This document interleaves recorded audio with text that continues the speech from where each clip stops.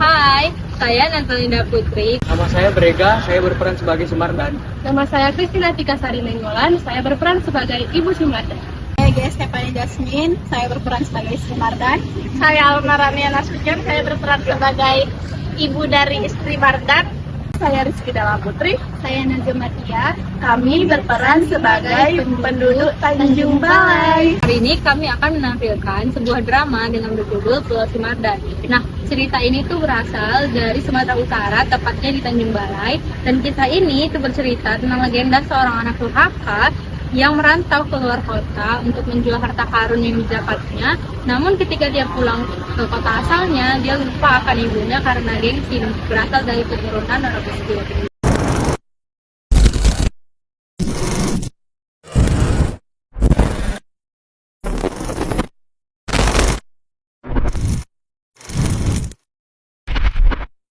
Pada zaman dahulu, hiduplah suatu keluarga yang sangat miskin. Semenjak Kaya Simardan meninggal, sang ibu harus membesarkan anaknya sendirian. Setiap hari, Simardan harus mencari kayu bakar demi membantu sang ibu. Suatu hari, Simardan termenung dan berharap semoga kelak ia menjadi orang kaya. Seperti nyata sekali mimpi tadi. Apakah ini sebuah petua? Aku yakin ini sebuah petua dari Tuhan.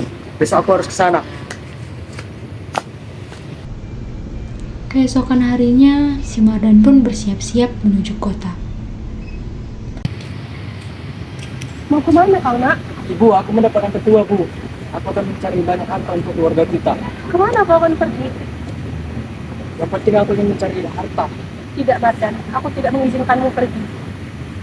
Kenapa, Bu? Kita hanya tinggal berdua di sini. Aku tidak ingin melihat ibu batin pulang, Bu. Aku ingin merasakan derajat keluarga kita. Jujurnya aku tidak rela, Mardan. Tapi jika nekatmu sudah kuat dan jika Tuhan sudah mengizinkan, maka pergilah. Baiklah, Bu. Simardan pun pergi menuju gua tersebut setelah berpamitan dengan sang ibu. Setelah menempuh perjalanan yang sangat jauh, Simardan pun menemukan gua tersebut. Hahaha, ini benar-benar emas. Aku kaya, aku kaya. Tetapi Mardan berpikir, kalau aku pulang, harta ini akan habis begitu saja. Aku akan berusaha di sini dahulu, kemudian pulang. Lagi pula, ibu pasti akan paham, pikir Simardan. Simardan pun berlayar hingga ke negeri seberang, Penang, Malaysia. Ketika Simardan baru saja sampai di pelabuhan di Penang, Simardan tak sengaja melihat sang putri dengan dayangnya yang juga sedang berada di pelabuhan. Dan saat itu juga, Simardan langsung terpana dengan kecantikan si putri dan berniat untuk mendekatinya. Namun sang putri awalnya menolak, karena Simardan bukanlah orang kaya. Sang putri tahu betul bahwa ibunya pasti tidak akan merestui hubungan mereka. Tetapi karena sudah terlanjur jatuh cinta dengan Simardan, sang putri memilih untuk menjalin hubungan secara diam-diam dengan Simardan.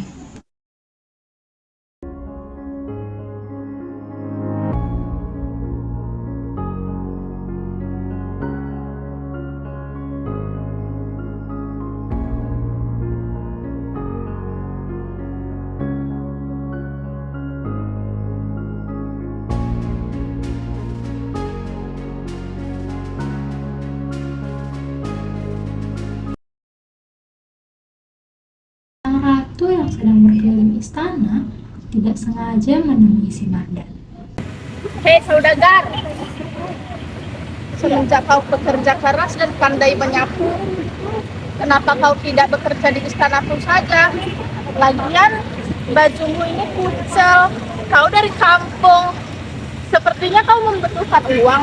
Apakah kau mau bekerja di istanaku? Ya, bersedia, Ratu. Yaudah, besok temui aku di istana. Tentu saja, Ratu. Tak lama kemudian, Simardan berniat untuk menikahi sang putri. Lalu sang putri pun berinisiatif untuk meminta izin kepada ibunya. Ibu, ada apa anakku? Aku ingin membicarakan sesuatu padamu. Sesuatu apa?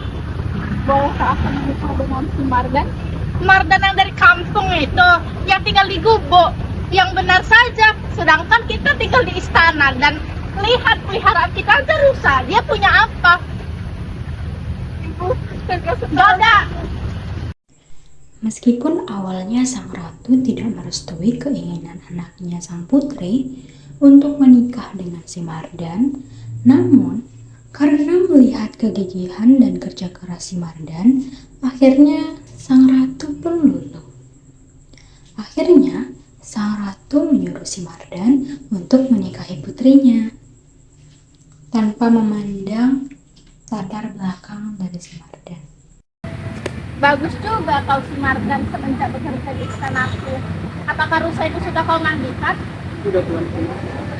Semenjak kau sangat berjasa dan sangat bertanggung jawab dan jujur di istanaku, maukah kau menikahi putriku?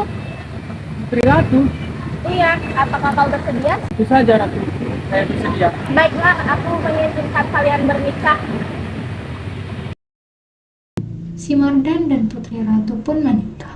Kemudian setelah pernikahan mereka, terdengar kabar bahwa pantai di Tapanuli sangatlah indah dan berita tersebut sampai kepada sang putri.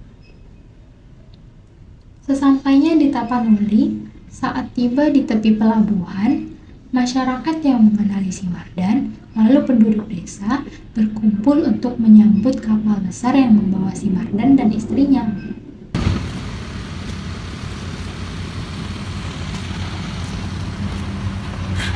Bukankah itu si Mardan?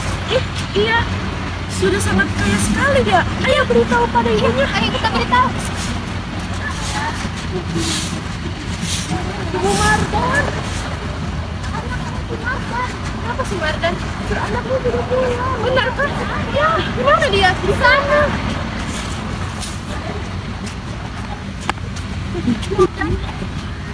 Siapa wanita tua itu? Mardan, aku ibumu. Mana mungkin kamu ibuku? Ibuku telah lama meninggal. Durhaka sekali kamu, Mardan.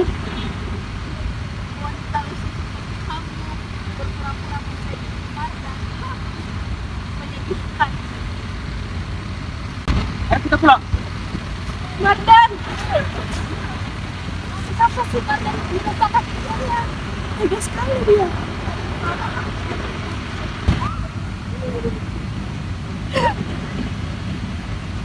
Tuhan, tega sekali si Mardan. Dia bahkan tidak mengingatku. Aku yang telah melahirkan dan membesarkannya. Tuhan, jika dia bukan anakku, maka berilah dia keberkahan. Tapi jika dia anakku Tuhan, maka hukumlah dia. Ketika sang ibu Mardan berdoa, langit mendadak mendung dan gemuruh terdengar. Penduduk desa mulai ketakutan dan berlarian mencari perlindungan. Petir menyambar kapal si Mardan, membuatnya miring dan oleng. Si Mardan panik dan mulai berteriak. Si Mardan dan istrinya mulai terlihat panik. Mereka melihat sekeliling dan mulai berteriak histeris. Mereka meminta pertolongan kepada orang sekitar, namun tidak ada yang bisa menolong. Mereka tersambar petir dan terjatuh hingga tubuh si Mardan berubah menjadi batu besar yang terus membesar hingga menjadi sebuah pulau. Istri dan semua pengawalnya berubah menjadi kera putih. Kemudian pulau tersebut diberi nama Pulau Si Mardan.